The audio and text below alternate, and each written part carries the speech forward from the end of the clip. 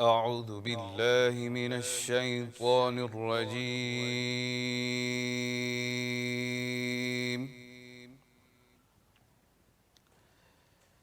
بسم الله الرحمن الرحيم.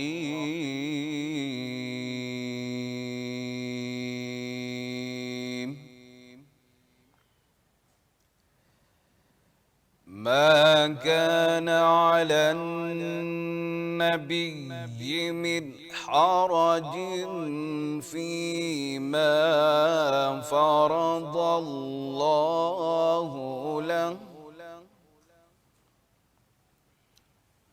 سنة الله في الذين خلوا من قبل، وكان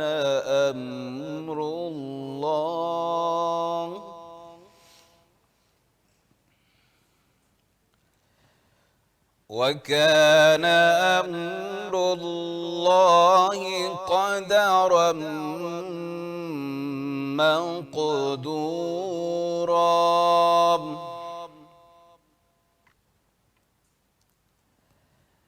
الذين يبلغون رسالات الله ويخشونه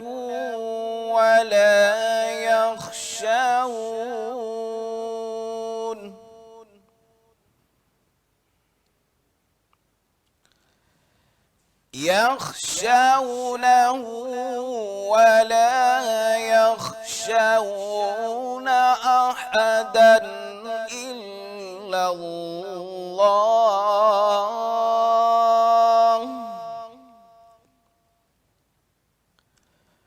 وكفى بالله حسيبا.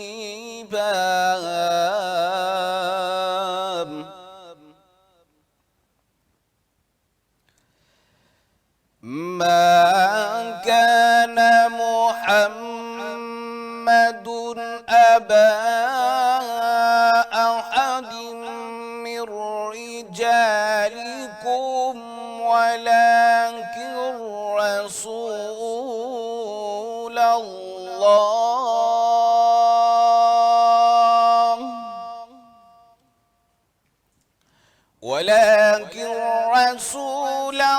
الله وخاتم النبيين، وكان الله بكل شيء عليما.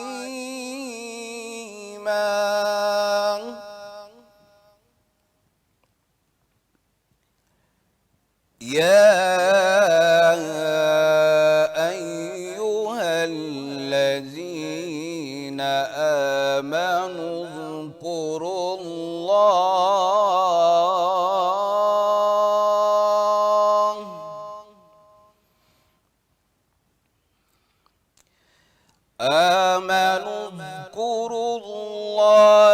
ذكرا كثيرا وسبحوه بكرة وأصيلا.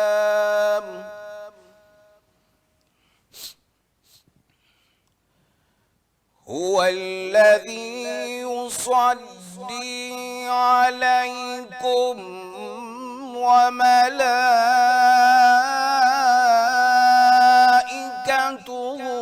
ليخرجكم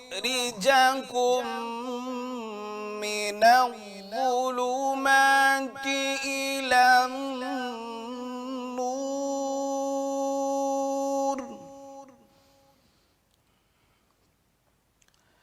وكان بالمؤمنين رحيما.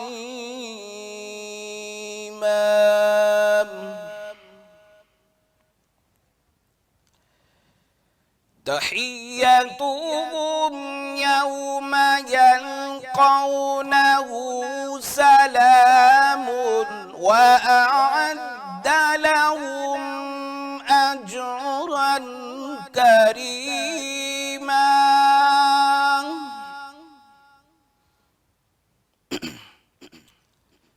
يا أيها النبي إنا أرسلناك شاهدا ومبشرا ونذيرا وداعيا إلى الله بإذنه وسراجا منيرا وبشر المؤمنين بأن لهم من الله فضلا كبيرا آمنت بالله صدق الله العظيم ایک میں ہی نہیں ان پر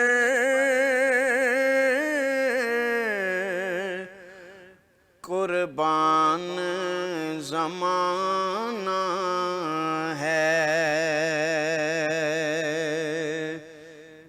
جو رب دو عالم کا محبوب یگانہ ہے ایک میں ہی نہیں ان پر قربان زمانہ ہے جو رب دو عالم کا محبوب یگانہ ہے کل پل سے ہمیں جس نے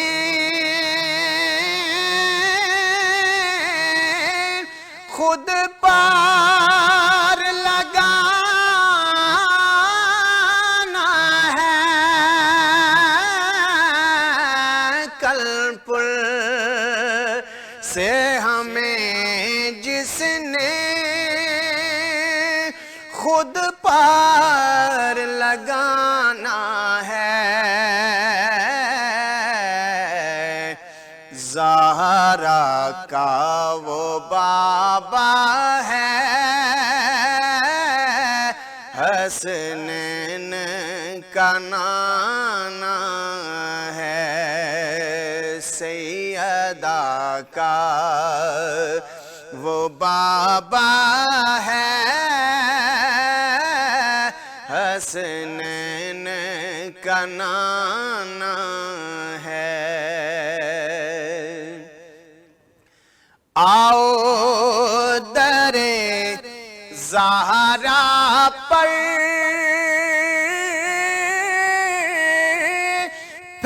پھیلائے ہوئے دامن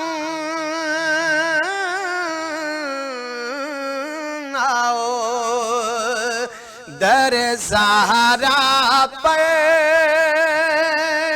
پھیلائے ہوئے دامن ہے نسل کریموں کی لجپال گھرانہ ہے نسل کریموں کی لجپال گھرانہ ہے محروم کرم اس کو رکھیے نہ سرے معاشر، محروم کرم اس کو رکھیے نہ سرے معاشر، جیسا ہے نصیر آخری سائل تو پرانا ہے، جیسا ہے نصیر آخری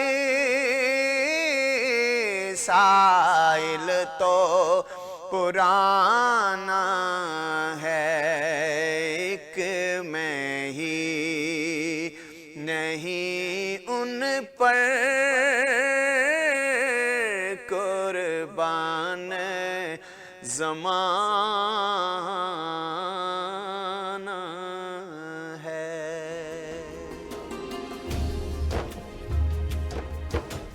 بسم اللہ الرحمن الرحیم۔ السلام علیکم ناظرین، ماہ رمضان کے اندر ماہ رمضان کی خصوصی ٹرانسمیشن کے ساتھ میں ہوں آپ کا میزبان فرخ محمود۔ ناظرین، آج کی اس خصوصی ٹرانسمیشن کے اندر تلاوت کلام پاک کی سعادت حاصل کی قاری محمد ساجد خان صاحب نے، جنہوں نے اپنے انتہائی خوبصورت انداز میں قرآن مجید کی آیات تلاوت کی۔ اس کے علاوہ ناظرین، آج کی اس ٹرانسمیشن کے اندر خصوصی طور پر عبد القادر نقشبندی صاحب نے آقائے دو جہاں سرور کونین جناب حضرت محمد صلی اللہ علیہ وآلہ وسلم کی شان میں مدح سرائی بیان کی۔ ناظرین، آج کی اس ٹرانسمیشن کے اندر توحید کے اوپر بات ہوگی۔ توحید اسلام کا پہلا رکن ہے، اور ایسا رکن ہے جس کی تکمیل کے بعد کسی دوسرے یا تیسرے سٹیپ کی طرف نہیں جا سکتے۔ توحید اور رسالت کا تذکرہ بار بار اکٹھے کیا گیا ہے، اور توحید اور رسالت کے اوپر ایمان لانے کے بعد ہی ایمان کی تکمیل مکمل ہے۔ ناظرین، توحید سے مراد اللہ تعالیٰ کی ربوبیت، خالق، مالک اور رازق ہونے کا اعتراف کرنا ہے، اور اللہ تعالیٰ کو ماننا کہ اللہ تعالیٰ کی ذات وحدہ لا شریک ہے، یکتا خالق و مالک ہے۔ اللہ تعالیٰ کی وحدانیت اور اللہ تعالیٰ کی ربوبیت اور اللہ تعالیٰ کی یکتا خالق و مالک ہونے پر قرآن پاک کے اندر ایک سورت بھی موجود ہے۔ بسم اللہ الرحمن الرحیم۔ قل هو اللہ احد اللہ الصمد لم یلد ولم یولد ولم یکن لہ کفوا احد، جس کا ترجمہ کچھ اس طرح ہے کہ اے پیارے محبوب، کہہ دیجئے کہ وہ اللہ صرف ایک ہے، اللہ بے نیاز ہے، نہ اس کی کوئی اولاد ہے اور نہ ہی وہ کسی کی اولاد ہے، اور اس کا کوئی ہمسر نہیں۔ صرف 4 آیات پر مشتمل یہ سورہ اخلاص، جس کی تلاوت کا ثواب 1/3 قرآن پاک سے بھی زیادہ ہے۔ اللہ تعالیٰ کی ربوبیت اور اللہ تعالیٰ کی وحدانیت کے اوپر کسی بھی طرح کی دو رائے نہیں ہے۔ اللہ تعالیٰ وحدہ لا شریک ہے، اللہ بے نیاز ہے، اللہ کی نہ کوئی اولاد ہے، نہ اللہ کسی کی اولاد ہے، اور نہ ہی اللہ تعالیٰ کے ساتھ ہم کسی کو شریک ٹھہرا سکتے ہیں۔ نعوذ باللہ من ذالک، اگر ہم اللہ تعالیٰ کی ذات کے ساتھ کسی کو شریک ٹھہراتے ہیں تو وہ سرعام اور کھلے الفاظ کے اندر شرک ہے، اور شرک کی کوئی معافی نہیں ہے۔ شرک کرنے والا دائرہ اسلام سے خارج ہو جاتا ہے۔ آج کی خصوصی ٹرانسمیشن کے اوپر بات کریں گے توحید کے اوپر۔ اسلام کا پہلا رکن چونکہ توحید ہے، اور توحید کے اوپر بات کریں گے، اور ہمارے ساتھ اس ٹرانسمیشن کے اندر مفتی محمد خطیب مصطفی صاحب موجود ہوں گے، جو دینی اعتبار سے ہمارے اوپر روشنی ڈالیں گے، توحید کے اوپر مکمل طور پر روشنی ڈالیں گے مفتی صاحب۔ تو چلتے ہیں ناظرین، آج کی اس ٹرانسمیشن کا باقاعدہ آغاز کرتے ہیں۔ مفتی صاحب، توحید کی تعریف کیا ہے؟ توحید کیا ہے؟ توحید جو ہے یہ وحدت سے ہے۔ اس کا مطلب یہ ہے کہ اللہ تعالیٰ کی ذات اور اللہ تعالیٰ کی صفات جو ہیں اس میں اللہ تعالیٰ کو یکتا اور بے مثال جاننا، یعنی اللہ تعالیٰ کی طرح کوئی خدا نہیں ہے۔ اللہ تعالیٰ کی جو صفات ہیں اس طرح کی صفات کسی اور میں نہیں ہے۔ بے شک، یہ توحید ہے۔ اب اللہ تعالیٰ کی ذات جو ہے وحدہ لا شریک ہے، اکیلی ہے، اس کے علاوہ کوئی دوسرا اللہ نہیں ہے، کوئی دوسرا معبود نہیں ہے۔ بے شک، ٹھیک ہے۔ اور صفات سے مراد ہے کہ جو اللہ تعالیٰ کی صفات ہیں اسی طرح کی کسی اور کی صفات نہیں ہیں۔ بے شک، مثلا اللہ تعالیٰ علیم ہے، وہ علم رکھتا ہے۔ اللہ تعالیٰ خبیر ہے، وہ خبر رکھتا ہے، وہ جانتا ہے۔ اللہ رب العزت جو ہے حی ہے، زندہ ہے۔ اب یہاں پر ایک سوال یہ پیدا ہوتا ہے کہ کوئی آدمی کہتا ہے کہ میں بھی علم رکھتا ہوں یا میں بھی جانتا ہوں بالکل ایسا ہی ہے، یا میں بھی زندہ ہوں، بالکل لیکن اس میں اور اللہ تعالیٰ کی صفات میں فرق ہے۔ مثلا انسان جو علم رکھتا ہے وہ اس کا علم جو ہوتا ہے محدود ہوتا ہے، اللہ تعالیٰ کے علم لامحدود ہے، بے شک اللہ تعالیٰ کے علم کی کوئی انتہا نہیں ہے، ایک بات۔ بے شک دوسری بات یہ ہے کہ انسان پہلے جاہل تھا، پھر اس نے علم حاصل کیا، پھر اس کے بعد جب اس پر بڑھاپا آتا ہے پھر اس کا علم بھول جاتا ہے اور وہ بچوں کی طرح ہو جاتا ہے۔ لیکن اللہ رب العزت کا علم جو ہے ازل سے ہے، ہمیشہ ابد تک رہے گا، ہمیشہ ہے اور ہمیشہ رہے گا، ٹھیک ہے۔ اور بندے کا جو علم ہے وہ عطائی ہوتا ہے، اس کو استاد سکھاتا ہے، کوئی دیتا ہے، اس کے تجربے سے حاصل ہوتا ہے، یا انبیاء کرام کے پاس جو علم ہے وہ اللہ رب العزت کا عطا کیا ہوا ہے۔ بے شک لیکن اللہ تعالیٰ کا جو علم ہے وہ عطائی نہیں ہے، وہ ذاتی ہے، وہ خود اللہ تعالیٰ کا ہے، اس کو کسی نے عطا نہیں کیا ہے۔ اسی طرح جس طرح میں نے کہا اللہ تعالیٰ کی صفت حی ہے، اللہ تعالیٰ زندہ ہے، انسان بھی زندہ ہے، بے شک لیکن انسان جو ہے وہ خود زندہ نہیں ہے، انسان کو زندگی اللہ رب العزت نے عطا کی ہے۔ بے شک وہ پہلے نہیں تھا، پھر اس کے بعد وہ ہوا، پھر اس کے بعد وہ نہیں ہوگا، نہیں ہوگا، جبکہ اللہ تعالیٰ ہمیشہ سے ہے اور ہمیشہ رہے گا۔ انسان علمی اصطلاح میں اس کو کہتے ہیں کہ انسان ممکن الوجود ہے اور اللہ تعالیٰ کی ذات واجب الوجود ہے۔ اللہ تعالیٰ کا ہونا ہر صورت میں لازمی ہے، انسان کا ہونا ممکن ہے، ہم ہوئے تو کیا نہیں ہوئے تو کیا، کوئی فرق نہیں پڑتا، لیکن اللہ رب العزت واجب الوجود ہے اور اس کا زندگی بھی ہمیشہ سے ہے اور ہمیشہ رہے گی، اور ہماری زندگی عارضی ہے، پہلے نہیں تھی، پھر اللہ تعالیٰ نے ہمیں دی، پھر وہ ختم ہوگی، پھر اللہ تعالیٰ کو کسی نے زندگی نہیں دی، ہمیں اللہ رب العزت نے زندگی دی ہے۔ بے شک تو یہ ہے اللہ تعالیٰ کی صفات میں اللہ تعالیٰ بے مثال ہے، اس کی کوئی مثل نہیں ہے، اس کی ذات میں بھی کوئی مثل نہیں ہے، وہ صفات میں بھی یکتا ہے، وہ ذات میں بھی یکتا ہے، یہ اللہ رب، یہ توحید، اس کو توحید کہا جاتا ہے۔ ٹھیک ہے، یعنی کہ اللہ تعالیٰ کی ذات وحدہ لا شریک ہے، جس طرح اللہ تعالیٰ نے سورہ اللہ تبارک و تعالیٰ کے قرآن مجید فرقان حمید کے اندر سورہ اخلاص ایک پراپر صورت بھی ہے کہ قل هو اللہ احد اللہ الصمد لم یلد ولم یولد ولم یکن لہ کفوا احد، کہ اللہ تعالیٰ کا کوئی شریک، کوئی ثانی نہیں ہے۔ تو مجھے یہاں پر مفتی صاحب تھوڑا سا یہ بتا دیں کہ اگر کوئی شخص اللہ تعالیٰ کی وحدانیت پر ایمان رکھتا ہے اور اس کے ساتھ وہ کوئی ایسا علم کرتا ہے، یا وہ جس طرح آپ نے آج کل دیکھا ہوگا کہ خود سے وہ اپنی تخلیقیات میں آ جاتے ہیں اور کہتے نہیں ہم غیب کا علم جانتے ہیں، یا ہم آپ کو ستاروں کا حال جس طرح ہو گیا، یا جس طرح علم نجوم ہو گیا، اور باقی یہ جو جادو ٹونا لوگ کرتے ہیں، عموماً وہ ایڈز بھی چل رہے ہوتے ہیں کہ آپ کے اس مسئلے کا حل فلانی جگہ پہ، اور آپ کا یہ مسئلہ حل ہو جائے گا، کل کیا ہونے والا ہے اس کی پیشن گوئی، تو یہ سب بھی کیا شرک میں آئے گا، یا اللہ کی وحدانیت کے اوپر نعوذ باللہ من ذالک انسان سوال اٹھا رہا ہے؟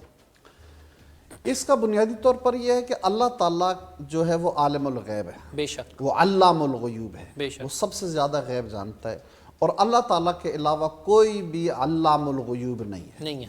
اللہ تعالیٰ کے علاوہ کوئی بھی ذاتی طور پر غیب نہیں جانتا۔ ہاں، انبیاء کرام کو اللہ رب العزت نے جتنا علم عطا فرمایا اتنا انبیاء کرام اللہ تعالیٰ کی عطا سے جانتے ہیں۔ اللہ تعالیٰ نے قرآن مجید فرقان حمید میں ارشاد فرمایا وَمَا كَانَ اللَّهُ لِيُطْلِعَكُمْ عَلَى الْغَيْبِ وَلَكِنَّ اللَّهَ يَجْتَبِي مِن رُّسُلِهِ مَن يَشَاءُ، کہ اللہ تعالیٰ اپنے علم غیب پر کسی کو مطلع نہیں کرتا، لیکن اپنے رسولوں میں سے جس کو چاہے عطا فرما دیتا ہے۔ بے شک اسی طرح اللہ رب العزت نے فرمایا کہ وَمَا هُوَ عَلَى الْغَيْبِ بِضَنِينٍ، کہ میرے پیارے حبیب صلی اللہ علیہ وسلم غیب بتانے میں بخیل نہیں ہے، تو بخیل نہیں ہے، انہیں اللہ رب العزت نے عطا فرمایا ہے، اور اللہ کی عطا سے وہ آگے جو ہے وہ لوگوں کو عطا فرماتے ہیں۔ تو انبیاء کرام کو اللہ تعالیٰ نے ڈائریکٹ علم عطا فرمایا ہے، اور جتنا اللہ تعالیٰ نے چاہا اتنا عطا فرمایا۔ اب یہ شرک نہیں ہے، اس لحاظ سے شرک نہیں ہے کہ اللہ تعالیٰ کے علم ذاتی ہے، لامحدود ہے، ٹھیک ہے، اور انبیاء کرام کا عطائی ہے، اور ان کو اللہ رب العزت نے عطا فرمایا ہے۔ کتنا عطا فرمایا ہے وہ بے انتہا ہے، اس کی ایک مثال اس طرح میں آپ کو بتاؤں کہ ایک سمندر کے اندر سے ایک پرندہ ایک چونچ پانی لیتا ہے، اللہ تعالیٰ کے علم کے مقابلے میں انبیاء کا یا ساری کائنات کا علم اس کے برابر بھی نہیں ہے، بے شک اللہ تعالیٰ کے اتنا عظیم علم۔ اور یہ بھی عرض کروں کہ مخلوق کا علم نبی کریم علیہ السلام کے علم کے مقابلے میں بھی اس طرح نہیں ہے، نبی کریم علیہ السلام کو اللہ تعالیٰ نے اتنا علم عطا فرمایا۔ اب اس کے بعد آتا ہے انبیاء کرام کے بعد آتا ہے اولیاء کرام کا مقام۔ اولیاء کرام کو اللہ رب العزت بعض اوقات کشف ہو جاتے ہیں، ان کو اللہ تعالیٰ کوئی بات ان کے دل میں القاء کر دیتا ہے، جس طرح اللہ تعالیٰ نے قرآن مجید فرقان حمید میں حضرت مریم کے بارے میں فرمایا کہ ان کے دل میں اللہ رب العزت نے یہ بات القاء کر دی۔ حضرت مریم نبی تو نہیں ہے لیکن ولیہ تھی، اللہ تعالیٰ نے ان کے دل کے اندر یہ بات القاء کر دی تھی۔ تو اس طرح اللہ کی عطا سے کچھ علوم اللہ کے نیک بندے اولیاء کاملین بھی جانتے ہیں۔ اب آگے جو آپ نے سوال کیا کہ علم نجوم جو ہوتا ہے یا اس طرح کے جتنے علوم ہوتے ہیں، ان کا تعلق غیب کے ساتھ نہیں ہوتا ہے۔ یہ یا ستاروں کے علم ہے یا ہاتھوں کا جو لکیروں کا علم جو لوگ جانتے ہیں، وہ اپنے ستاروں کی چال کو دیکھ کر ایک اندازہ لگا کر ایک بات بتاتے ہیں۔ وہ ایک اندازے کا علم ہوتا ہے، وہ ایک تخمینہ ہوتا ہے، وہ درست ہو بھی سکتا ہے اور وہ نہیں بھی ہو سکتا، بہرحال وہ علم ضرور ہے۔ علم ضرور ہے لیکن اس پر شریعت کہتی ہے کہ یقین نہیں رکھنا چاہیے، آپ نجومی کے پاس نہیں جا سکتے کل کی بات کے بارے کے اندر۔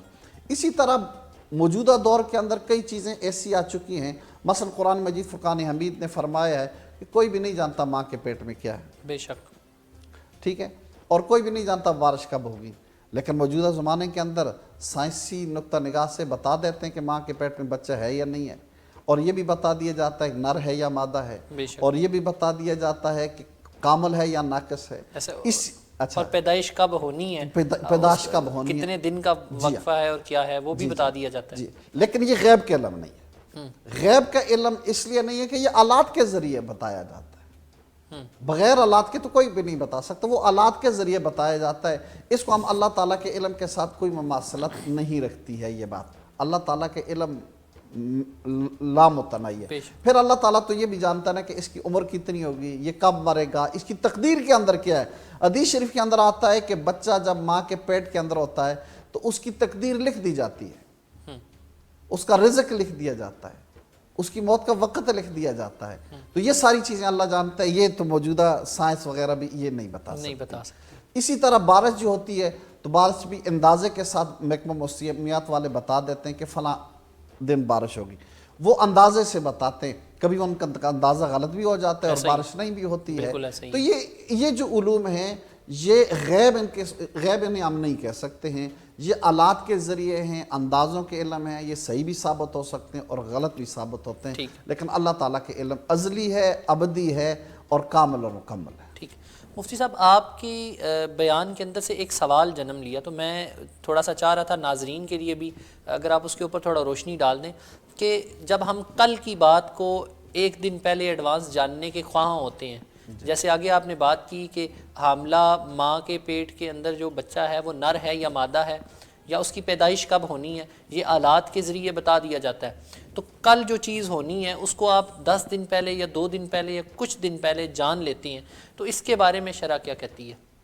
نہیں، یہ کوئی نہیں جان سکتا کل کیا ہوگا، شریعت بتاتی ہے اس کے اندر کہ جیسے ایک حاملہ عورت ہے اور اس کے پیٹ کے اندر نر ہے یا مادہ ہے، آلات کے ذریعے جانچا جاتا ہے، وہ آلات اجازت ہے اس کی، یا اس کی پیدائش کب ہونی ہے؟ نہیں، یہ منع نہیں ہے، یہ منع نہیں، اس کے اندر کوئی ممانعت نہیں ہے، یہ علم ہے اور اس سے کوئی ممانعت نہیں ہے کہ آپ یہ جان لیں اور اپنی تدبیر کر لیں، اس میں کوئی حرج نہیں۔ ٹھیک ہے مفتی صاحب، ایک بڑا امپورٹنٹ سوال ہے جو روزمرہ زندگی کے اندر عموماً بالعموم خواتین کے لیے بھی اور باقی لوگوں کے لیے بھی، کہ علم نجوم کے علاوہ ہٹ کر ایک جو آپ نے عموماً دیکھا ہوگا کہ علم کرنے والے بیٹھے ہوتے ہیں اور کہتے ہیں جی ہم موکلات کے ذریعے آپ کو بتا رہے ہیں کہ یہ ہونے والا ہے، یہ ہو جائے گا، اس کے بارے میں تھوڑی سی روشنی آپ ڈالیں گے، لیکن چلتے ہیں ایک چھوٹے سے بریک کی جانب ناظرین، اور جب بریک سے واپس آئیں گے تو مفتی صاحب سے اس متعلق ان کی رائے لیں گے۔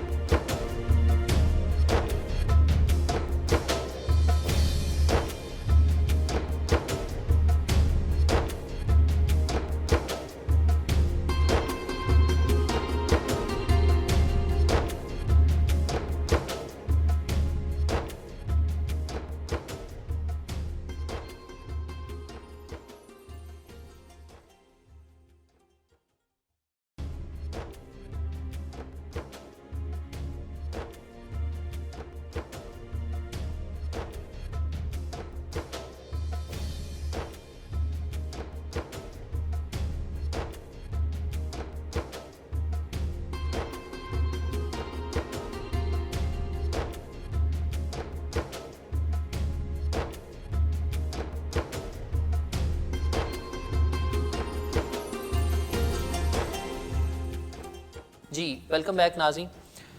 مفتی صاحب بریک پر جانے سے پہلے آپ کے سامنے ایک سوال رکھا تھا, اس کے اوپر تھوڑا سا روشنی ڈال دیجیے گا. اچھا یہ ہے کہ لوگ جاتے ہیں تعویذ کرنے والوں کے پاس, عملیات کرنے والوں کے پاس, تاکہ وہ مستقبل کا حال بتا دیں. کچھ کہتے ہیں کہ ان کے پاس موکلات ہیں, کچھ کہتے ہیں ہمزاد بھی ہوتا ہے, امزاد بھی ہوتا ہے, اور کچھ کہتے ہیں جنات بھی ہیں. یہ چیزیں یقیناً ہوتی ہیں, امزاد بھی ہوتے ہیں, موکلات بھی ہوتے ہیں, اور جنات بھی بعض لوگوں کے پاس ہوتے ہیں. لیکن کیا یہ غیب جانتے ہیں اور مستقبل کے بارے میں بتا سکتے ہیں؟ ایسی کوئی بات نہیں ہوتی ہے. بنیادی طور پر آپ قرآن مجید فرقان حمید میں آیا ہے کہ حضرت سیدنا سلیمان علیہ السلام آپ بیت المقدس کی تعمیر فرما رہے تھے, تو آپ کے دنیا سے جانے کا وقت قریب آ گیا. تو چونکہ بیت المقدس کی تعمیر جو ہے وہ جنات کر رہے تھے, اور وہ سلیمان علیہ السلام کے تابع تھے. اگر سلیمان علیہ السلام اس دنیا سے چلے جاتے تو جنات جو بالکل آزاد ہو جاتے تھے, پھر انہوں نے بیت المقدس کی تعمیر نہیں کرنی تھی. تو سلیمان علیہ السلام نے ایک عصا لیا اور اس کے اوپر سارا لے کر کھڑے ہو گئے, اور اسرائیل علیہ السلام نے آپ کی روح مبارک قبض کر لی. اب جنات سمجھتے رہے کہ سلیمان علیہ السلام ہمارے سامنے کھڑے ہیں اور ہمیں دیکھ رہے ہیں, تو وہ اسی طرح مسلسل کام کرتے رہے. جب سلیمان علیہ السلام جب بیت المقدس کی تعمیر مکمل ہو گئی, تو قرآن کہتا ہے کہ اس عصا کو دیمک لگ گئی, اور وہ جب کھا لیا گیا تو وہ عصا ٹوٹ گیا. ٹوٹنے کے بعد انہیں پتہ چلا کہ سلیمان علیہ السلام کے تو کب کے فوت ہوئے ہیں. تو اب جو ہے وہ بڑے پشیمان ہوئے. تو اس کا مطلب کیا ہے؟ اس کا مطلب یہ ہے کہ جنات غیب نہیں جانتے. جنات غیب نہیں جانتے. ایک اور بات ہے, بعض لوگ جنات سے بہت زیادہ ڈرتے بھی ہیں. حالانکہ میرے کئی دوست ہیں جو یہ کام کرتے ہیں, تو انہوں نے مجھے بتایا کہ جنات بہت زیادہ ڈرتے ہیں انسانوں سے. وہ کئی کام نہیں کرتے اور وہ ڈرتے ہیں. بہت سارے کام کرنے, انہوں نے ڈیوٹی اگر لگا لی جن کے قابو ہیں, تو وہ کہیں یہ کریں وہ کریں, وہ نہیں کرتے. وہ ڈرتے ہیں کہ یہ کام ہم نہیں کر سکتے. لیکن بدقسمتی یہ ہے کہ ہمارے ہاں لوگ جو ہے اس کے سہارا لے کر کل کی باتیں جاننے کی اشتیاق رکھتے ہیں. تو لہذا وہ کہتے ہیں کہ ان کے پاس جنات ہیں, ان کے پاس فلاں چیز ہے, وہ بتا دے گی, یا موکلات بتا دیں گے, ہمزاد بتا دیں گے مستقبل کے بارے میں, اور پھر وہ یقین کر لیتے ہیں. پھر اہم بات آپ کو میں بتاؤں, میرا یہ بہت تجربہ ہے اور میں اکثر تقاریر کے اندر بھی یہ بات بیان کرتا رہتا ہوں کہ لوگ تعویذوں والے, عملیات والوں کے پاس جاتے ہیں. اگر کسی کو بیماری اور وہ کہہ دے آپ کو بیماری, آپ ڈاکٹر کے پاس چلے جائیں, تو کوئی بندہ اس کی بات کو نہیں مانتا. اب ہوتا یہ ہے, میرے قبلہ والد صاحب بہت بڑے عامل اور پیر تھے. وہ بتاتے تھے کہ 95% لوگوں کے مسائل جو ہوتے ہیں وہ جسمانی ہوتے ہیں, اس کا عملیات اور روحانی اس کے تعلق نہیں ہوتا. لیکن اگر انہیں یہ کہا جائے کہ بھائی یہ جو ہے آپ کو جسمانی مسئلہ ہے, تو لوگ مانتے نہیں. آپ کہیں گے آپ پر جادو ہے, اور بڑا سخت جادو ہے, اور بڑا سخت عمل کیا ہوا ہے, تو لوگ کہیں گے یہ بالکل ٹھیک کہتا ہے, اور فلاں بندے نے کیا ہے. بعض اوقات تو یہ ہوتا ہے کہ وہ اندازے سے کسی بندے کا بھی بتا دے. اب بھی آپ کو کوئی مسئلہ ہو, آپ کسی بھی تعویذ والے کے پاس جائیں, وہ کہیں گے آپ پر جادو ہے, آپ پر کالا جادو ہے, کسی نے کیا ہوا ہے. اس کے علاوہ کوئی بات ہی نہیں کرتا, کیونکہ لوگ ماننے کے لیے تیار نہیں. مفتی صاحب آپ نے یہاں پہ بڑی زبردست چیز کہی ہے کہ جس طرح انسان اللہ تعالیٰ کی مخلوق ہے, انسان کو اللہ تعالیٰ نے تخلیق کی ہے اپنی عبادت کے لیے اور دنیا کے اندر بھیجا, اور انسان کو اشرف المخلوقات بنا کر بھیجا. اشرف المخلوقات سے مراد یہ تھی کہ انسانوں کے علاوہ اور بھی مخلوقات ہیں جو اس جہان کے اندر یا کئی اور جہانوں کے اندر, جس طرح اللہ تعالیٰ فرماتا ہے کہ میں نے اس کے علاوہ کئی اور جہان بھی تخلیق کیے ہیں. تو اللہ تعالیٰ کی مخلوق اس جہان کے علاوہ ان جہانوں کے اندر بھی موجود ہے. تو اللہ تعالیٰ کی اس تخلیق میں جنات بھی اللہ کی تخلیق ہیں, اور باقی جو جہانوں کے اندر باقی چیزیں ہیں وہ بھی اللہ تعالیٰ کی تخلیق ہیں. تو جس چیز کو اللہ تعالیٰ خود تخلیق کر رہا ہے, جو اللہ تعالیٰ کی تخلیق ہے, وہ اللہ تعالیٰ کی محتاج ہے. جس طرح انسان اللہ تعالیٰ کا محتاج ہے. انسان کا سانس لینا, چلنا, اٹھنا, بیٹھنا, کوئی بھی کام, کسی بھی کام کا ادا کرنا, یہ سب اللہ تعالیٰ کی محتاجی کے اندر شامل ہے. انسان کو یہ نہیں پتا کہ اس کے ساتھ اگلے لمحے کیا ہونے والا ہے, کیونکہ وہ اللہ تعالیٰ کا محتاج ہے. تو مفتی صاحب جب یہ ساری چیزیں اللہ تعالیٰ کی محتاج ہے, بحیثیت مسلمان ہمارا ایمان ہے کہ اللہ تعالیٰ نے, اور اس چیز کے اوپر بھی کامل یقین اور ایمان ہے کہ اللہ تعالیٰ نے انسان کو اشرف المخلوقات بنا کر بھیجا ہے, اور یہ بار بار چیز دیکھنے اور سننے میں بھی آئی ہے اور کہا بھی گیا سختی سے کہ انسان اشرف المخلوقات ہے. اب جب انسان اشرف المخلوقات ہے، سب کچھ ہے، تو کوئی ہمارے دیکھنے والے ناظرین کو، چونکہ ٹاپک آج ہمارا توحید اور شرک کا ہے، اس کو ڈفرینشیٹ کرنا ہے ہم لوگوں نے، تو کوئی دیکھنے والے ناظرین کو ایک ایسا میسیج آپ دینا چاہیں کہ پابندی کر لیں وہ اس سے کہ یہ کام ہم نے نہیں کرنا؟ میری گزارش یہی ہے کہ آپ قرآن کے ساتھ رابطہ جوڑیں، قرآن پڑھیں۔ اللہ تعالیٰ نے انسان کی ہدایت کے لیے قرآن نازل فرمایا ہے۔ اللہ تعالیٰ نے انسان کے لیے قرآن ہر طرح کا رہنما بنایا ہے، بلکہ میں تو اکثر یہ کہا کرتا ہوں کہ اصل مرشد قرآن ہے، بے شک ہدایت دینے والا قرآن ہے، اس کے ساتھ تعلق جوڑو۔ اور اگر شفا ڈھونڈنی ہے تو وہ بھی قرآن کے اندر ہے۔ اللہ تعالیٰ نے فرماتے ہیں وَنُنَزِّلُ مِنَ الْقُرْآنِ مَا هُوَ شِفَاءٌ وَرَحْمَةٌ لِّلْمُؤْمِنِينَ کہ قرآن شفا ہے اور مومنوں کے لیے رحمت ہے، تو شفا اس کے اندر ڈھونڈو۔ اب حدیث شریف کے اندر آتا ہے، نبی کریم علیہ السلام نے ارشاد فرمایا اپنے گھروں کو قبرستان نہ بناؤ۔ جس گھر کے اندر سورہ بقرہ کی تلاوت ہوتی ہے جنات اس گھر کے قریب نہیں آتے، اس میں نہیں آتے۔ تو آپ سورہ بقرہ کی تلاوت کریں، آپ کے گھروں کے اندر سے جو ہے جادو ٹونا سارا کچھ ختم ہو جائے گا، آپ کے گھر کے اندر امن قائم ہو جائے گا۔ اب سورہ بقرہ آپ پڑھتے نہیں ہیں، تعویذوں والوں کے پاس جا کر تعویذ لیتے ہیں اور کہتے ہیں کہ جنات کا اثر ختم ہو جائے۔ اب حکم یہی ہے کہ سورہ فلق اور سورہ ناس رات کو سونے سے پہلے انسان پڑھ کر اپنے جسم کے اوپر پھونک لے، تو اس کے جسم پر جو جنات کا جو جادو وغیرہ کے اثرات ہیں وہ ختم ہو جائیں گے، اور اگر وہ پڑھتا رہے گا تو اس کے اوپر کوئی اثر بھی نہیں ہوگا۔ تو بجائے اس کے پیسے بھی ضائع کرتے ہیں اور ٹائم بھی اپنا ضائع کرتے ہیں، اور وہاں وہ آپ کو غلط بیانی کر کے آپ کو مزید پھنساتے ہیں، تو اس سے بہتر نہیں آپ قرآن سے رابطہ جوڑ لیں، اور قرآن آپ کو سب کچھ شفا دے دے گا۔ بالکل جی، قرآن مکمل نمونہ حیات ہے، اور انسان کو زندگی گزارنے کے تمام آداب، سلیقے اور طریقے قرآن مجید فرقان حمید کے اندر اللہ تعالیٰ نے بیان کر دیے ہیں۔ قرآن مجید فرقان حمید کے بارے میں یہ بات بھی ہے کہ جب جوں وقت کے ساتھ ساتھ جس چیز کی ضرورت ہوئی، اللہ تعالیٰ نے صورت اتار کر اس کی مزید تشریح کر دی کہ یہ کام ہونا چاہیے اور یہ کام نہیں ہونا چاہیے۔ اگر ہم لوگ مکمل اپنی روزمرہ زندگی کے اندر قرآن پاک کی تلاوت کو معمول بنا لیں بمائے ترجمہ، اگر ہم ترجمہ کے ساتھ اس کو پڑھنا شروع کر دیں، تو میرا نہیں خیال کہ ہمیں کسی کے پاس جا کر علم کروانے کی ضرورت ہے یا پوچھنے کی ضرورت ہے، کیونکہ مفتی صاحب ایسا ہی ہے، قرآن تو مکمل نمونہ حیات ہے۔ مفتی صاحب یہاں پر آتے ہیں، توحید ربوبیت کیا ہے؟ توحید ربوبیت سے مراد ہے کہ اللہ تعالیٰ کو رب مانا جائے، اور رب کہتے ہیں پالنے والے کو، یعنی اللہ تعالیٰ وحدہ لا شریک ہے، میرا خالق بھی وہی ہے، میرا مالک بھی وہی ہے، مجھے پالنے والا بھی وہی ہے، بے شک۔ اور اللہ رب العزت کے علاوہ کائنات کے اندر دوسرا کوئی معبود نہیں ہے۔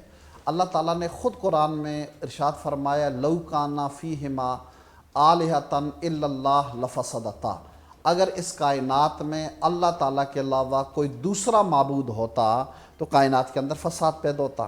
مثلا ایک معبود کہتا کہ دن کرنا ہے، دوسرا کہتا نہ جی رات کرنی ہے، ایک کہتا کہ فلاں کو زندہ کرنا ہے، دوسرا کہتا کہ مارنا ہے۔ تو اس طرح جس محکمے کے اندر دو سربراہ ہوں اس محکمے کا نظام بھی نہیں چل سکتا ہے۔ چھوٹے سے گھر کے اندر اگر دونوں میاں بیوی برابر ہو جائیں اور دونوں آرڈر چلائیں تو گھر کا نظام نہیں چل سکتا ہے۔ تو یہ کروڑوں سالوں سے اس کائنات کا نظام بأحسن طریقے کے ساتھ جو چل رہا ہے، یہ اس بات کا ثبوت ہے کہ الہ ایک ہے، معبود ایک ہے، اور وہ اللہ رب العزت کی ذات ہے۔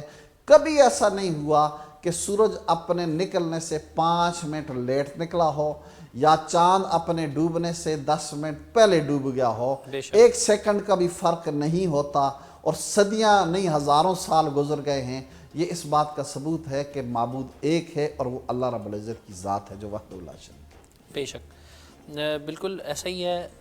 دوسرا یہاں پر مفتی صاحب، دن رات سے پہلے، رات دن سے پہلے، شام، اور یہ جو ایک اوقات کار بنے ہوئے ہیں، کبھی بھی ہم نے نہیں دیکھا کہ اس میں کوئی رد و بدل ہوا ہو یا کچھ اس طرح کی چیز دیکھنے میں آئی ہو۔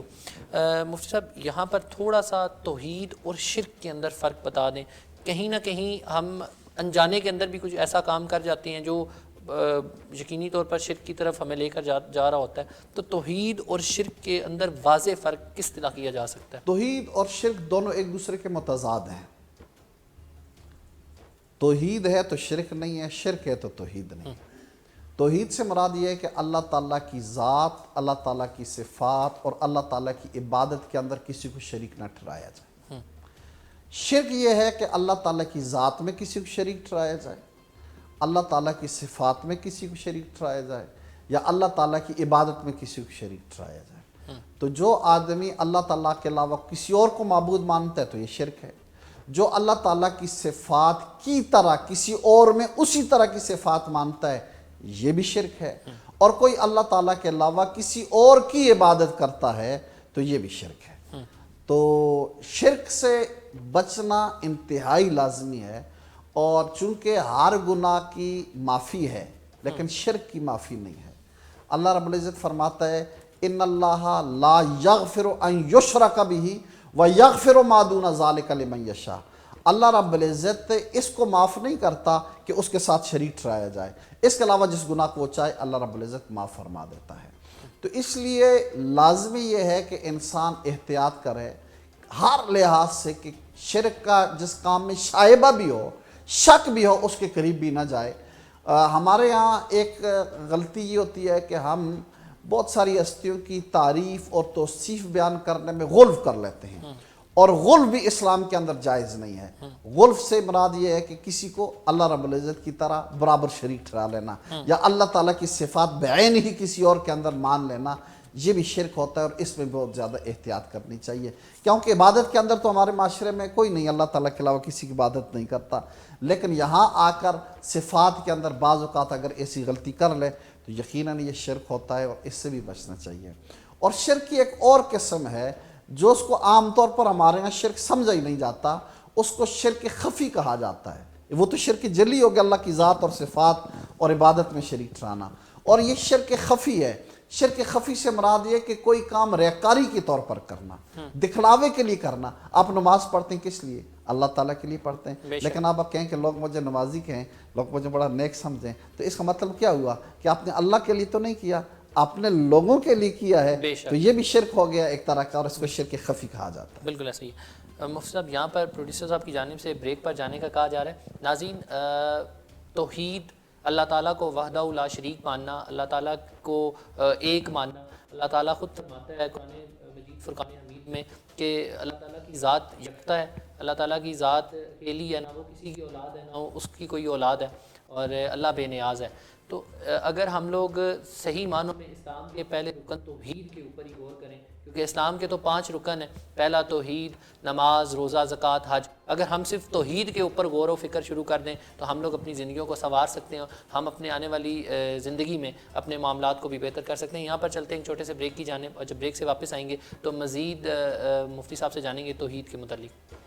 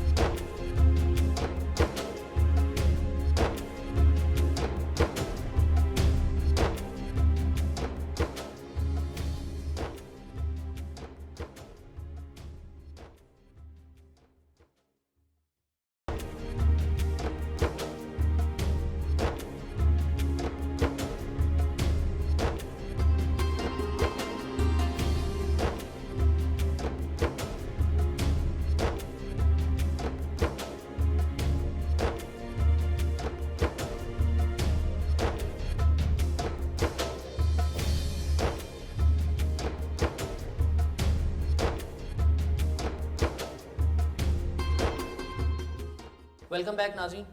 مفتی صاحب، توحید چونکہ آج ہمارا موضوع تھا، توحید کے اوپر ہم نے کافی ساری آپ نے روشنی ڈالی، اور کافی ساری آپ نے ناظرین کی رہنمائی بھی کی۔ بیسک ہمارے اس ٹرانسمیشن میں موضوعات کا مقصد یہ ہوتا ہے کہ علماء کرام کی مدد سے عوام کی رہنمائی کی جائے، اور ان کے جو روزمرہ کے مسائل ہیں ان کو بہتر طریقے سے ان کی رہنمائی کر کے ان تک پہنچایا جائے۔ ایک یہاں پر عموماً ہمارے معاشرے کے اندر ایک چیز دیکھنے میں آتی ہے کہ خواتین، مرد حضرات درگاہوں کے اوپر اور مزارات کے اوپر جا کر وہاں پر سجدہ، نعوذ باللہ من ذالک، ماتھا ٹیکنا، چومنا، اور کچھ ایسے کام بھی ہو جاتے ہیں جانے انجانے میں جو شاید کہیں نہ کہیں شرک کی طرف ہمیں لے کر جاتے ہیں. تو اس بارے میں کیا حکم ہے کہ درگاہوں کے اوپر جا کر جو ہم منتیں مانگتے ہیں، عموماً ڈولیاں باندھی جاتی ہیں، ہر جگہ کا ایک الگ الگ انداز ہے، دیگیں چڑھائی جاتی ہیں، مطلب میرا یہ کام ہو جائے تو میں اتنی دیگیں دوں گا، میں یہ کروں گا، بجائے اس کے کہ ہم لوگ اللہ سے رجوع کریں، وہاں پہ نوافل کا اہتمام کریں اور اللہ سے مانگیں. کیونکہ اللہ تو بار بار یہ کہتا ہے کہ میرے بندے مانگو مجھ سے، کیونکہ ہمارا رب تو اللہ تعالیٰ ہے، دینا تو اس نے ڈائریکٹ اور انڈائریکٹ اللہ تعالیٰ کی ذات نے ہے. تو یہ جو مزارات کے اوپر جا کر، درگاہوں کے اوپر جا کر آج کل ایک ٹرینڈ بن چکا ہے، اس کے بارے میں تھوڑی سی روشنی ڈالیے گا. جی بڑی مہربانی. اچھا ایسا ہے کہ درگاہوں میں دو طرح لوگ جاتے ہیں. ایک تو جو بزرگ ہیں وہ زندہ ہیں اور ان کے پاس جاتے ہیں، اور دوسری صورت یہ ہے کہ بزرگ فوت ہو چکے ہیں اور ان کی قبر پہ جاتے ہیں. میں دونوں پر مختصر سے گزارش کرتا ہوں. ٹھیک ہے. اگر کوئی بزرگ زندہ ہے، اللہ تعالیٰ کا نیک بندہ ہے، کوئی انسان ان کے پاس جاتا ہے، ان سے دعا کرواتا ہے یا ان سے وظائف لیتا ہے اور وہ اپنی مشکل حل کرنے کے لیے وظیفہ دیتے ہیں، تو یہ بالکل جائز ہے، اس کے اندر کوئی کباہت نہیں ہے، بلکہ نیک لوگوں کے پاس جانا چاہیے، ان سے وظائف لینے چاہیے. اور درگاہوں کے اندر شروع دن سے تربیت ہوتی ہے، ان سے تربیت لینی چاہیے. اکثر درگاہوں کے اندر کاملین بھی بیٹھے ہوتے ہیں، ان کاملین کی صحبت اختیار کرنے کی وجہ سے انسان کا تزکیہ نفس ہوتا ہے، اور اسی سے یہ جو ولی بنتے ہیں، اسی طرح نیک لوگوں کی صحبت اختیار کرنے کے بعد وہ تصوف کے درجات کو مکمل کرواتے ہیں اور انسان ولی بن جاتا ہے. تو اس طرح اگر کوئی زندہ ولی ہے اور کامل ہے اور اس کے پاس جاتا ہے اور تربیت حاصل کرتا ہے اور وظائف لیتا ہے اور دعا لیتا ہے، تو یہ تو بالکل جائز ہے، اس کے اندر کوئی بھی کباہت نہیں ہے، اور بالکل جائز اور مستحسن عمل اور اچھا عمل ہے، اور شروع سے یہ ہوتا رہا ہے. دوسری بات یہ ہے کہ کوئی اللہ کا بندہ فوت ہو چکا ہے، نیک اللہ تعالیٰ کے ولی فوت ہو گیا ہے، کوئی بندہ جاتا ہے، تو اس کے لیے جو جانے کا طریقہ یہ ہے کہ اس کی قبر پہ جائے، پاؤں کی طرف سے جائے گا اور اس کے چہرے کے سامنے 1 گز کے فاصلے پہ کھڑا ہو کر پاؤں کی طرف جا کر اسے سلام کرے، 1 گز کے فاصلے پہ کھڑا ہو کر سورہ فاتحہ شریف پڑھے، جو صورتیں اسے یاد ہیں وہ پڑھے، اور اس اللہ کے نیک بندے کو بخشے. اور بخشنے کے بعد اگر اپنے لیے کوئی دعا کرنی ہے تو اللہ تعالیٰ سے اس نیک بندے کے وسیلے سے دعا کرے کہ یا اللہ اس پاک ہستی کے وسیلے سے میرے اس مقصد کو پورا فرما دے. اسلام کے اندر، شریعت کے اندر وسیلے سے دعا کرنا جائز ہے. اب یہاں پر آ گیا یہ کہ قبر کو سجدہ کرتے ہیں، قبر کو سجدہ کرنا ناجائز ہے. اللہ تعالیٰ کے علاوہ کسی کو بھی سجدہ کرنا جائز نہیں، انبیاء کو جائز نہیں تو کوئی اور تو کسی کھاتے کے اندر نہیں. قبر کا طواف کرنا بھی جائز نہیں ہے کسی صورت کے اندر. بالکل. مفتی صاحب یہاں پر آپ کے سوال کے اندر سے ایک سوال جنم لیتا ہے، اور اس کے اوپر تھوڑی سی روشنی ڈالیے گا کہ ایک تو مزارات کے اوپر جا کر منت مانگنے والا کنسیپٹ تو آپ نے کلیئر کر دیا، اور وہاں پر جا کر چومنا آپ نے وہ بھی کلیئر کیا کہ اہل سنت کے اماموں کے امام جناب احمد رضا خان بریلوی صاحب نے یہ فرمایا ہے کہ چومنا بھی بہتر نہیں ہے. تو سجدہ تو خیر دور کی بات ہے، سجدہ تو سختی سے ممانعت ہے. آپ نے بتا دیا کہ انبیاء کو بھی، اور ویسے بھی ایک جب والدین کی، بزرگوں کی قبر کے اوپر اولاد جاتی ہے، وہاں پر جا کر وہ اپنے والدہ اور والد کی قبر کو چومتے ہیں، تو اس کے لیے کیا حکم ہے؟ اصل میں بنیادی یہ آپ نقطہ یاد رکھیں کہ بنیادی طور پر چومنا ناجائز نہیں ہے. یہ یاد رکھنا چاہیے کہ بنیادی طور پر چومنا ناجائز نہیں ہے. ماں باپ کی قبر کو جب بندہ چومتا ہے تو اس کے اندر کوئی اور آ کر اس کی شرک کی طرف بات نہیں بڑھتی ہے، تو لہٰذا کوئی حرج نہیں ہے. اولیاء کاملین کی قبر پر چومنا اس لیے منع کیا گیا ہے کہ آج چومے گا کل سجدہ کر لے گا. میں چوموں گا، میں تو مسئلے کو سمجھتا ہوں کہ یہ چومنا ہی ہے، لیکن کوئی دوسرا بندہ جو مسئلے کی حقیقت کو نہیں سمجھتا تو وہ کل کہیں کوئی غلط کام نہ کرے. اس لیے کہا کہ اولیاء کرام کی قبروں کو نہ چوما جائے. ہاں اگر علماء چومتے ہیں اور کوئی انہیں دیکھتا نہیں ہے تو اس میں بھی کوئی حرج نہیں ہوتی ہے. کوئی یہ کامل بندہ ہے، اسے چومنے کا پتہ ہے کہ چومنا ہی ہے، یہ سجدے تک بات نہیں جائے گی. تو اس لحاظ سے ماں باپ کی قبر کو چومنے میں کوئی حرج نہیں ہے. اور یہاں پر بھی جو منع کیا گیا ہے وہ اس لیے منع کیا گیا ہے کہ تاکہ لوگ دیکھ کر کل اس سے اگلا قدم نہ اٹھائیں، اس لیے منع ہے. بنیادی طور پر چومنے میں حرج نہیں ہے. یہ نقطہ یاد ہے، یعنی روکا دونوں اطراف سے شرک کی خاطر گیا، شرک سے بچنے کے لیے. کیونکہ والدین کی قبر کو تو چومے گا وہ احتراماً، نہیں وہی چومے گا نا، اور کسی کے لیے تو وہ اہمیت نہیں ہے نا، اور کوئی نہیں آئے گا. بالکل ایسا ہی ہے. یعنی توحید تک بات رکتی نہیں نہیں ہے. ہے. توحید کا واسطہ اللہ تعالیٰ کی ذات سے ہے، لیکن اگر دین کی تکمیل اور اللہ کی خوشنودی چاہنی ہے تو رسالت کا اقرار کرنا ضروری ہے. رسالت کا اقرار کرنا بالکل ضروری ہے. یعنی رسالت کا اقرار کیے بغیر اللہ کی رضا اور خوشنودی توحید خالی توحید سے حاصل نہیں ہونی. ٹھیک ہے ناظرین، آج کے پروگرام کے اندر ہم نے کوشش کی کہ آپ مفتی صاحب سے توحید کے اوپر روشنی دلوائی جائے اور توحید کے اوپر آپ کی رہنمائی کی جائے کہ کون کون سی ایسی چیزیں ہیں جو روزمرہ زندگی کے اندر یا عموماً ہماری زندگی کے اندر ہمارا معمول بن چکی ہیں اور کہیں نہ کہیں وہ ہمیں شرک کی طرف لے کر جا رہی ہیں. سب سے پہلا اور مین اہم ستون توحید ہے. توحید کے اقرار کے بعد رسالت کا اقرار آتا ہے. توحید اور رسالت کے باہمی اقرار کے بعد انسان مسلمان بنتا ہے، وہ اپنے آپ کو مسلمان کہلا سکتا ہے. توحید کے بعد نماز، روزہ، زکوٰۃ، حج، اسلام کے باقی ستونوں کی طرف جایا جاتا ہے. تو توحید کا اقرار سچے دل سے سچی نیت سے کرنا، اور اس نیت سے کرنا کہ اللہ تعالیٰ کی رضا اور خوشنودی اس کا مقصد اور محور ہو. تو انشاءاللہ ہمیں امید ہے کہ اللہ تعالیٰ کی ذات بڑی غفور الرحیم ہے. جب ہم اللہ تعالیٰ سے سچے دل سے صدقے دل سے کوئی چیز مانگتے ہیں تو اللہ تعالیٰ ہمیں عطا کرے گا. انسان خطا کا پتلا ہے ناظرین، اور یہی خطا کا پتلا ہونا ہی انسان ہونے کی ہماری دلیل ہے.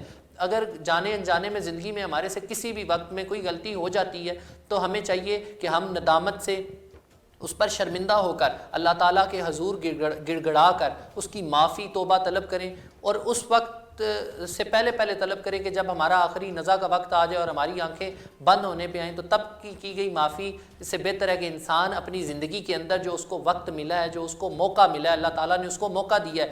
دیکھیں بچہ جب پیدا ہوتا ہے ماں کے پیٹ سے نکلتا ہے اور بڑھاپے تک ایک لمبا ٹنیور ہے. اس ٹنیور کے اندر اللہ تعالیٰ اپنے بندے کی معافی کو پسند کرتا ہے. اللہ تعالیٰ بار بار فرماتا ہے کہ میرا بندہ جب میری طرف رجوع کرتا ہے، میری بارگاہ میں آ کر سجدہ ریز ہوتا ہے اور اس کی آنکھوں سے آنسو جاری ہوتے ہیں، اس آنسو کی کوئی کوانٹٹی نہیں ہے. کہا یہ جاتا ہے کہ اگر مکھی کے سر جتنا ایک قطرہ بھی اس کی آنکھوں سے نکل آتا ہے یا اس کو ندامت محسوس ہو جاتی ہے تو اللہ تعالیٰ کی ذات بڑی غفور الرحیم ہے. اللہ تعالیٰ کی صفات میں اللہ غفور الرحیم ہے، اللہ بخشنے والا ہے، اللہ اپنے بندوں کو بخشتا ہے.